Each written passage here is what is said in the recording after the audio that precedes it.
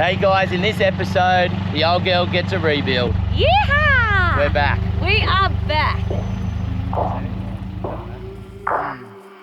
I came from the mud. There's dirt on my hands. Strong like a tree. There's roots where I stand. Oh, I've been running from the law. Hope they won't shoot me down soon.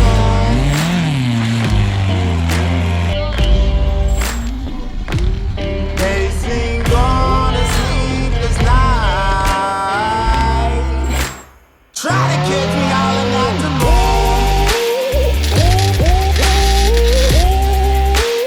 Try to catch me howling at the moon. Try to catch me howling at the moon.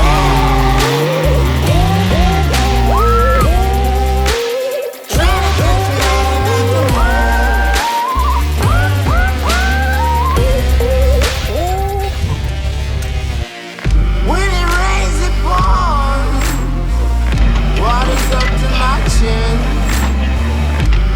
Won't stop fighting to the very end. Many men try to reach it. Many men have failed. Well, if you wanna get to heaven, you gotta raise a little hell. I've been running from the law. Hope they won't shoot me down soon.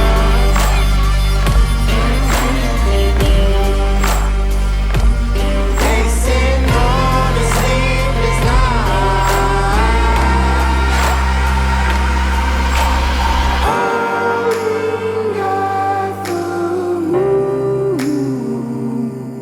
Will you find me? Hope you find me. I'll be back home soon. When the sun rises, when the sun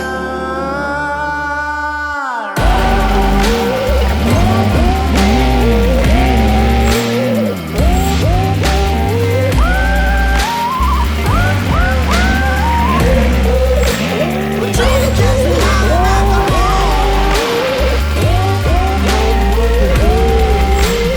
Trying to catch me howling at the moon. We're trying to catch me howling at the moon.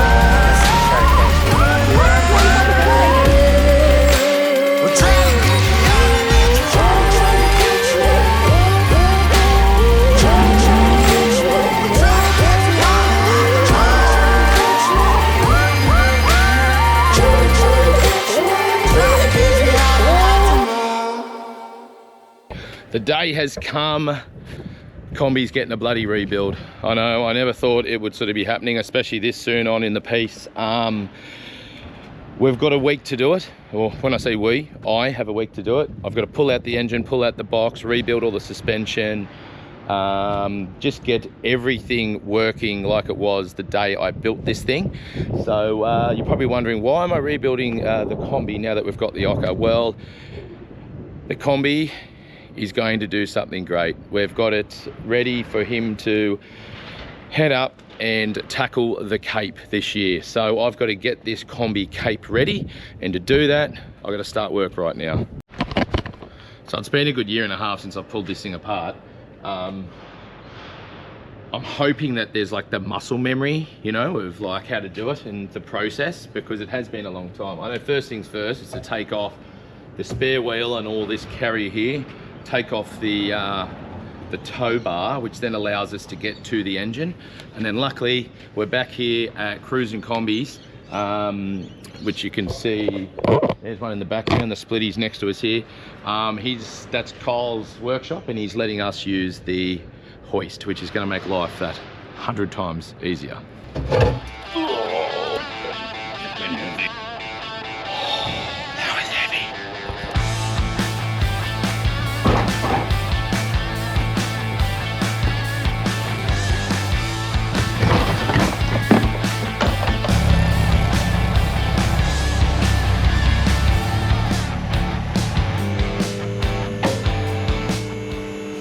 big girls up. Let's go over all the problems. So as you know, our very first trip, I fixed the gearbox by holding it in with ratchet straps, and funny enough, one of those just broke today driving here. I've only just seen that. Here it is here, broken. There it is there, broken. Now what that was doing, this bolt here was starting to go, oh there you go, look, that bolt there is doing nothing. And the one above it is most probably gone. You'll see the oil leaks absolute for days. So we've got oil leaks all through here. Oil leaks, oil leaks, oil leaks. The exhaust is held together with fencing wire. For those of you stupid enough to travel around any country in an old Volkswagen, fencing wire is your best friend, and that is the perfect example. That is actually holding my exhaust together, and to be honest, I'll probably leave it like that. So that is grease from the CV boot. Oh, there you go. That CV boot is gone, so that's been flicking grease over absolutely everything. That's not ideal. That in itself has been melting. That's all oil coming out of the rear main, oil coming off the rockers, and then just goes freaking everywhere. Another hole in a boot there. We've got a lot of work ahead of us here, friends. A lot of freaking work.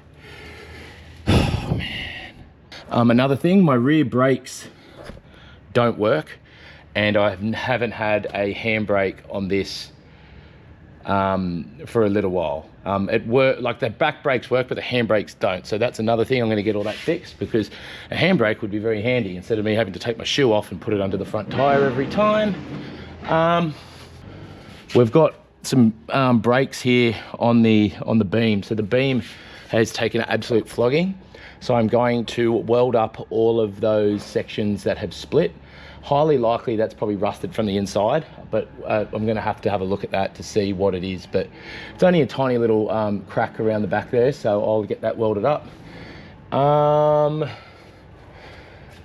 My front brakes are good. Everything else looks pretty good up the front. Sway bar still hasn't broken, which is great. Looks like a steering box. We've got a steering box leak, but they all leak, so we've just got to top the oil up in that.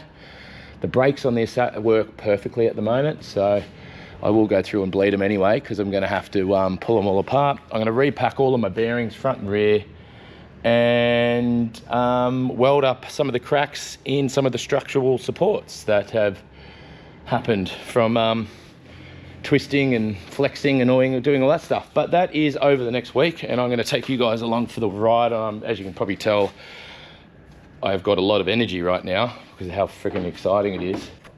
When these wheels are at full droop, like right now, that is at full extension down, there's a lot. So those wheels normally sit up here. So we're talking, you know, they do drop into the hole quite a bit. The issue is the CVs lock out, and you'll see there, I'm turning the wheel. Look at that, they don't even want to move. Like that's because of that angle is too much for them to take. This side here, no good. So what would happen if one of these wheels fall into a hole? The engine would feel that there's tension against it and go, hey, great, we've got traction. We don't. Then it'd just go boom and just send those CVs over and over and over. They can just take it, but if I did it for too long, I'd blow a cage and blow a CV. There we are, just. If I really push on it.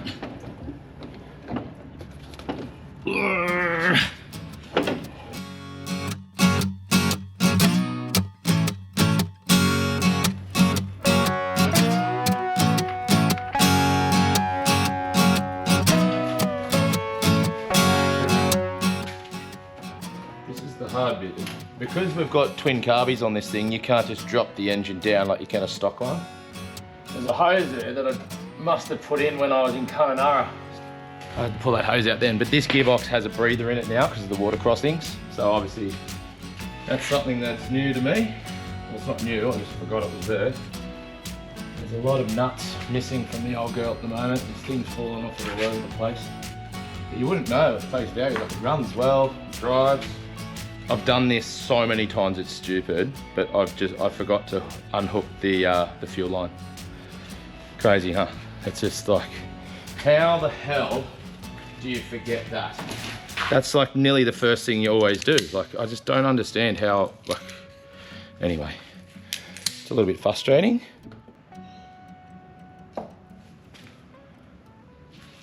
Engine out. So as you saw, that was not just 4 bolts. Anyone who says that, oh yeah, it's just 4 bolts. Yeah, right. I wish, jellyfish. So the problem now, get this clutch off. I'll see if I can get a light in here. This is the oil in the box. And it gets flung all around this clutch. So after long drives, the clutch is pretty much soaked with oil. And then when you go onto sand, because there's so much load on those tires, the weak link is the clutch, and it just slips and she's gone. So we'll pull this off, and we'll have a look.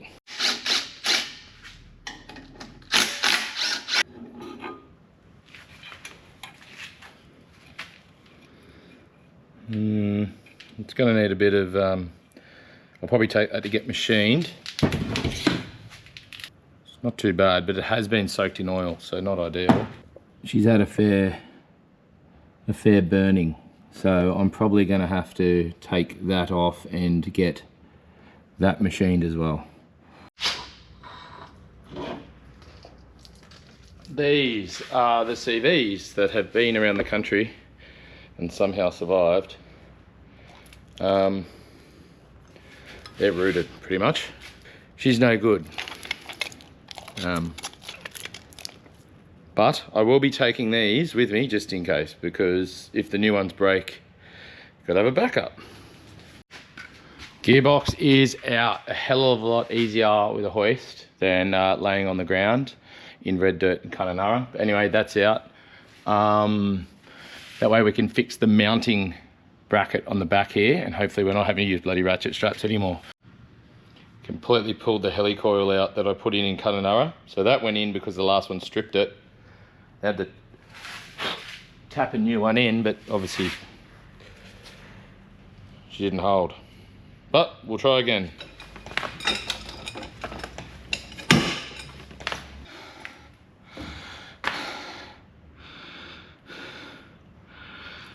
I forgot to turn the camera on, but let's just say that took me a long time to undo these wheel hub nuts. They were like rusted on. Anyway, penetration, belting with a hammer, hanging off the end of these bars. But we did it. We bloody did it. So now it's time to see what damage we've got in here. I have not taken these off since building the Kombi like 6 years ago. So the chances of these sliding off are pretty slim. Oh yes, yes.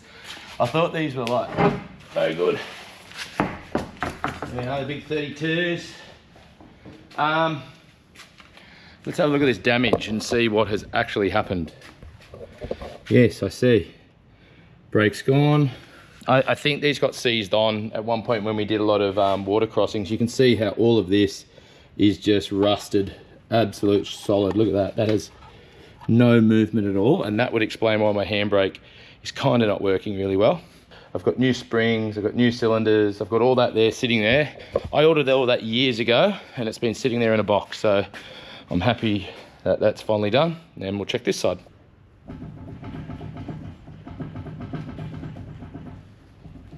This one does not want to come off. This is what I was expecting.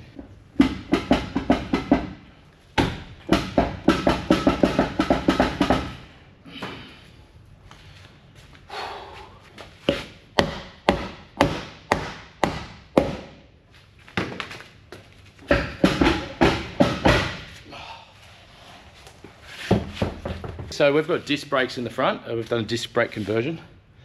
These are still original sort of drums in the rear. These ones are pretty feral as well. So, you know, you've got to expect that. I have driven this through saltwater crossings, and this, my friends, is the result if you don't wash it.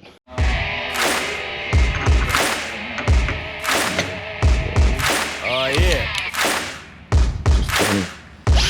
Yo, let's do this. Now picture homie rolling. Let me offer my condolence. You don't know just how I'm doing. And the silence go them broke cause they know him for talking fluent. Got him under the influence, the truest, you talking to him. But decline your ego, bumping him out music, I'm eschewing. I just flew in for the day, gonna have to get explicit. I got love for rappers like I do for my fucking ex-bitches. And I got that pass, though, I'm gonna ask permission if I could kick it. Checking the repertoire, I got that rep on par with the best who did it. I just get it how I'm living. Shout out to the ones that with them. Think that I wanted a ransom when it's gold dog when I'm in the building. And it's kind of ironic, who would've thought that I'd be the hottest? Never came close to being no bitch, but you know Snow was the fucking product. Tell me who won it, not what you want, it's bound to be iconic. Baby, you got it. I'ma get that love and that's 100, checking the proof on it. When I'm in the spot and I catch the feeling, raising the roof on it. You know that we going to the head.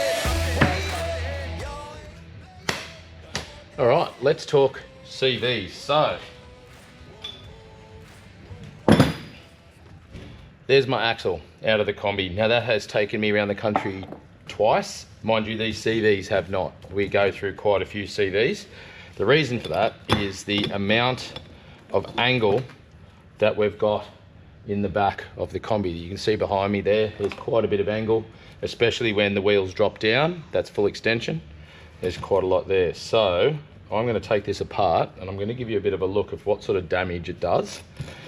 Alrighty, I've cleaned up the CVs. They're munted. Look at that one. It's not meant to look at that. I mean, it's not meant to look like that. Look at that big chip off the top there. So that's from the ball putting so much pressure and pretty much pulling tight. That would have been from full drop and probably a whole heap of load. I'm surprised this didn't break, but you can see these are normally quite tight, and if we look at the actual outer, you've got lots of little divots in it. I don't know if the camera shows that, but in there, they're the divots. So that's where the ball just goes backwards, forwards, backwards, forwards, backwards, forwards, backwards, forwards. Now, if you change the height of your bus, this ball then might travel that little bit further, which means it has to get over that lump. So that's the click, click, click, click, click, click, click, click that you hear. So that you can save that. You could just get a Dremel and just try to take those little lumps out. But these ones here, I've done it so many times. These ones are pretty far gone.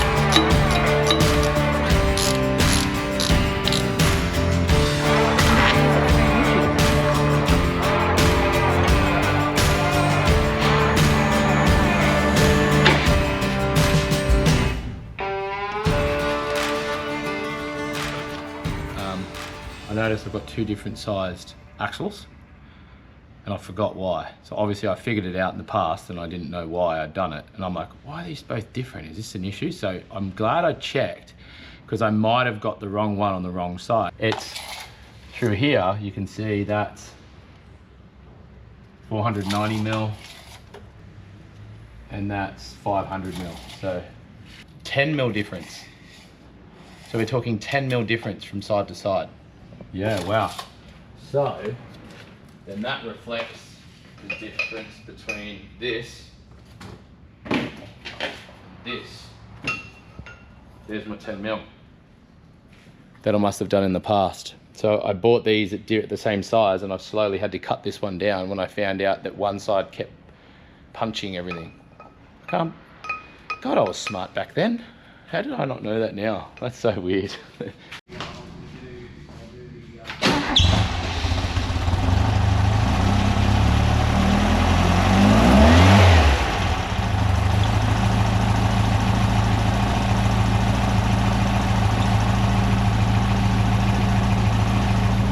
started. Tell you what, all it took is 12 months of not doing it every day to forget so many things. Even as simple as how the spark plugs go together. You know, 1, 4, 3, 2. That should be something I should never forget, but I did. And I just... All right, moment of truth.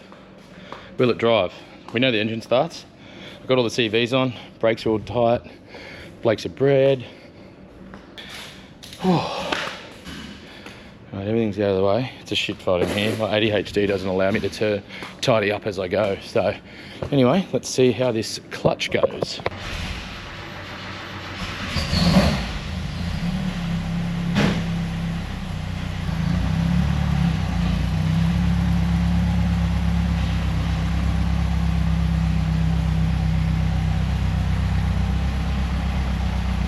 Oh, like a dream. It's driving well. No clicking on the CVs. Nice gear changing, that's all good. Hit some potholes, see how we go. Oh yeah, oh yeah. Lifted the front wheel on that dip.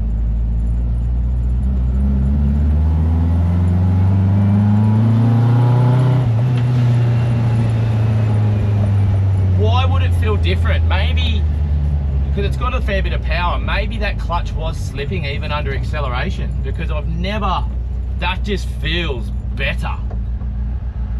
Is it an illusion?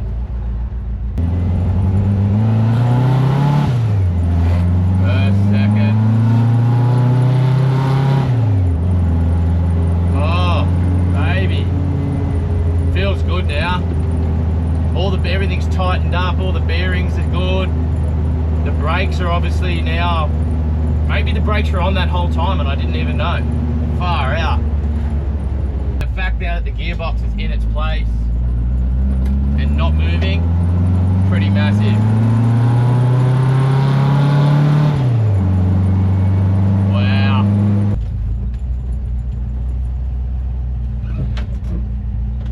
Mate, the Kombi's back, baby. Oh yeah, I am so happy with that.